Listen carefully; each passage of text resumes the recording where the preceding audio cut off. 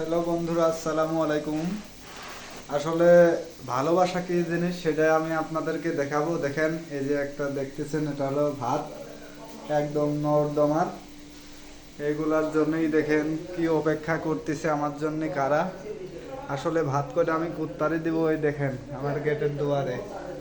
দেখেন এই যে আমার অপেক্ষায় আছে কতগুলা। দেখছেন, আমি মাত্র দরজা খুলছি, এই দেখেন এই যে অবস্থা।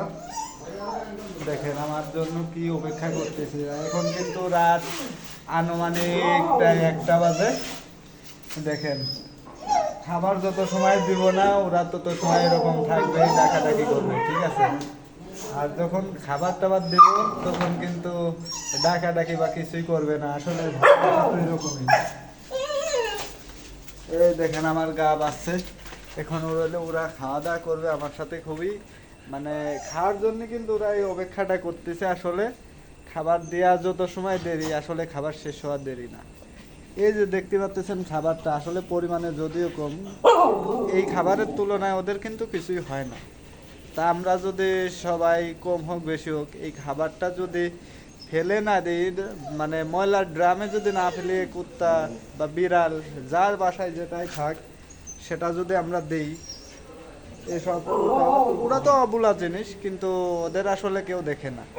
এই ময়লার ড্রামে কিন্তু এই খাবারটা কিন্তু দেয়। এখন আমি এই যে খাবারটা দিব, আপনি দেখবেন, আপনারা দেখেন এই যে খাবার দেওয়া দেরি আছে কিন্তু শেষ হওয়া কিন্তু দেরি নেই। দেখেন এই যে সবগুলাই কিন্তু খাইতেছে। যদিও জায়গা তত ভালো না, তবুও চেষ্টা করি প্রতিদিন এরকম খাবার ওদের দেওয়ার জন্য। বা এরকম হয়ে গেছে মানে ওদেরও খাবারটা না দিলে আমার কাছে ভালো লাগে না, এরকম একটা পর্যায়ে চলে গেছে। আসলে ভালোবাসা, অবুলা জিনিসের উপর ভালোবাসা থাকাটাই আসলে সবার জন্য বেটার। তা আপনারাও আশা করি সবাই এরকম অবুলা জিনিসে খাবার টাবার দিবেন, ঠিক আছে। আল্লাহ হাফেজ। আজকের ভিডিও আমার এই পর্যন্ত।